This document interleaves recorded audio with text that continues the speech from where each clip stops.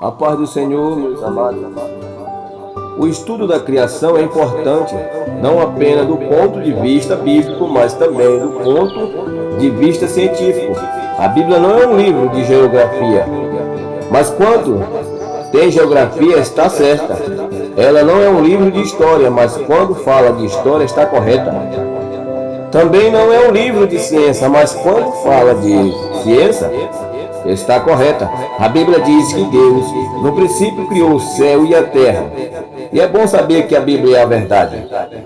E que não temos que temer a ciência.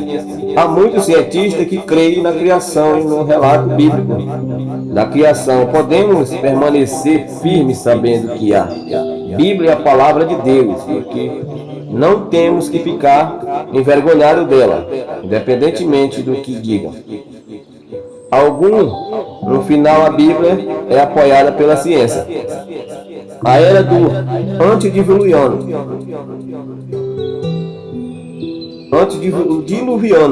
antes do dilúvio, ou enchente, inclui a linhagem de Caim e a linhagem de Sete, e as condições da vida antes do dilúvio, o problema morais e as civilizações.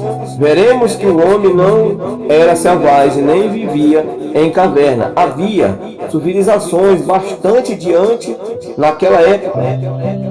A era, pois, o diluviano. Depois do dilúvio, Noé, seus filhos, a terra purificada. Problema com Noé, seus filhos não tiveram grande sucesso em seguir o plano de Deus para eles, pois Deus mandou que se espalhasse.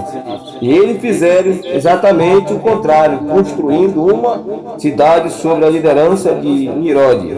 Babel foi isso o que fizeram, logo depois que Deus destruiu a terra.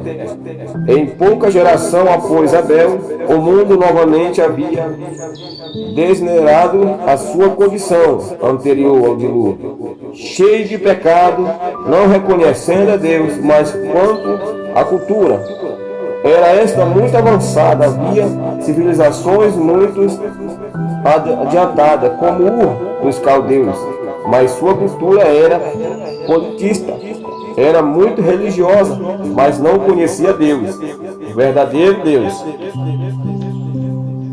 De Ur dos caldeus, Deus chamou o homem para levar ao mundo o conhecimento de que havia apenas um Deus. E Deus disse àquele homem que deixasse aquele lugar, e Abraão deixou a civilização mais adiantada para servir a Deus, em um lugar que ele nem mesmo sabia onde era. E o povo provavelmente perguntou qual Deus é, e sua resposta: o Deus que criou tudo. Com certeza perguntaram-lhe como ele é, e sua resposta, de quem não sabia, deve ter zoado estranho para o povo polietas. Mas Abraão creu em Deus, gerou Isaque, já muito depois de ter passado da idade, tanto ele como sua esposa. Deus prometeu, e era difícil crer, mas ele creu, e era a promessa de Deus. Deus disse que da sua descendência faria uma grande nação. Isaque gerou a Esaú, e a Jacó. Isaque gerou Esaú e Jacó, e Jacó era enganador, enganava todo mundo, mas não pode enganar Deus. Se Deus tem um plano com você, não precisa se preocupar sobre isso, porque de uma maneira ou de outra o seu plano se cumpre.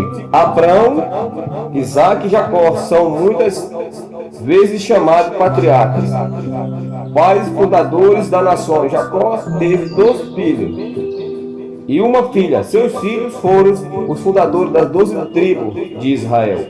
Vamos estudar ainda a história de José, como isto terminou o livro de Gênesis, e era, pois, diluviana. Este nome significa saída. Houve um período grande entre Gênesis e Êxodo. Enquanto José esteve no Egito com sua família, eles viveram com tranquilidade. prosperava, mas levantou-se um rei que não conhecia José. Não gostava do povo hebreu, porque ele se multiplicava muito. De uma família de 75 pessoas, chegaram a ser vários milhões de pessoas, uma explosão populacional em apenas poucas centenas de anos. Isto perturbou tanto o Egito que tentaram várias coisas. Primeiro escravizaram, depois mandaram matar os bebês do sexo masculino. E a Bíblia diz que o hebreu via seus filhos como pessoas para quem Deus tem um plano. Deus tem um plano para nós, meu irmão, e para os nossos filhos. E uma família, em particular, colocou o filho em um cesto e o colocou no rio Nilo. E a filha do faraó recolheu e lhe deu o nome de Moisés. Aos 40 anos, Moisés matou um egípcio para defender um hebreu. E ao saber que havia sido visto, fugiu para o deserto, onde 40 anos depois Deus lhe falou de uma sarça ardente. Deus tinha um plano para Moisés. E tem um plano para você também, meu irmão. Você precisa apenas ser sensível à sua voz. Deus utilizou Moisés para tirar seu povo do Egito. Vamos ver o povo vagueando no deserto. E vamos estudar o tabernáculo no deserto, o sacerdote e a lei. Conquista depois de 40 anos no deserto, a liderança passou de Moisés para Josué, mas em vez de atravessar o Mar Vermelho, atravessaram o Rio Jordão. Deus fez milagre para aquele povo e Deus tem milagre para nós, meu irmão. Deus deleita-se em operar através de seu povo. Josué os liderou em 31 vitórias. Em juízo foi um período de mais ou menos 300 anos. Veremos aqui pessoas como Gideão, Jefté, Débora. Outras não eram como os juízes. Hoje era homem e mulheres comuns, que antes de serem chamados por Deus era ninguém. Gideão era um medroso, covarde, e apareceu-lhe o anjo do Senhor, chamando homem valoroso. Deus não nos vê como homem agora, mas como que Ele pode fazer de nós. E Ele chamou Pedro de pedra. Pedro era vacilante. Seguimos o que Deus quer que façamos como juízes. Podemos ser o que Deus quer que sejamos. Sansão foi juiz e ele era um homem comum. E por isso que queria descobrir o segredo de sua força. A força que ele tinha era sobrenatural. Somos ninguém, mas quando permitimos que Deus opere em nós, podemos ser algo além daquilo que nós somos. Não seremos cristãos medíocres, mas valorosos homens e mulheres de Deus. O Rei Unido, os últimos dos juízes foram Eli e Samuel, mas o povo pediu um rei. Esta é a unção, irmão. Primeiro rei dá início ao período do Reino Unido. Saul foi o primeiro rei do Reino Unido. As pessoas costumam ver Saul apenas como alguém que fracassou em sua missão. Isto realmente aconteceu depois, mas nós iniciamos. Saul pegou 12 tribos desorganizadas e ouviu a voz de Deus, conseguiu uni-las de uma nação que estava sempre fugindo. Fez uma nação unida nessa época. O menino estava cantando hino no campo e Deus disse: eu gosto disso, e eu gosto de como ele me ama. Davi não sabia que iria ser escolhido para ser o próximo rei. Deus é soberano e Ele chama quem Ele quer. No Reino Unido temos 3 reis: Saul, Davi e Salomão. No tempo de Salomão houve paz, foi construído o templo e o povo ouvia Deus e era abençoado por Ele. Deus que Deus quer que sejamos um povo grande e Ele quer fazer grandes coisas para nós, meu irmão. E Ele nos chamou para um lugar alto. O Reino Unido durou 120 anos depois da morte de Salomão. Levantou-se seu filho Roboão, que não era sábio, e houve a divisão do reino.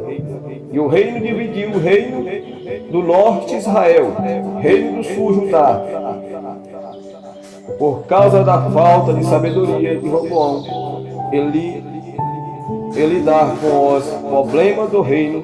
Houve uma divisão das tribos de Israel, se separaram, formando o reino do norte, o reino de Israel, sob a liderança de Jeroboão, e dos tribos de Judá e Benjamim permaneceram fiel a Roboão, que ficou sendo chamado reino de Judá e o reino do sul. O tempo do reino dividido foi um período de reis fracos, sacerdotes desviados. Surgiram vários profetas que falavam da parte de Deus para fazer o povo voltar para ele. Exclusive profetas de reis como Isaías, mas a maioria dos reis não seguia após o Senhor. Ele servia aos ídolos e fazia coisas que não agradavam a Deus. Finalmente, o rei Zedequias teve seus olhos arrancados e foi levado cativo para uma terra estranha, juntamente com seu povo. E como resultado da desobediência e idolatria do povo e de seus reis, veio finalmente o cativeiro, conhecido também como o período do exílio, uma nação inteira levada para um lugar onde Deus poderia lidar com eles durante 70 anos. Neste período profetizaram Daniel e Ezequiel. Neste ponto também incluímos breve resumo sobre os livros poéticos, pois o exílio, depois de 70 anos de exílio, os cativos foram autorizados a volta para sua nação e reconstruir suas vidas, os muros, a cidade, o templo e o período de Esdras, Neemias e Esther, sendo Malaquias o último profeta. Nesse capítulo inserimos um tópico com um resumo do profeta menores.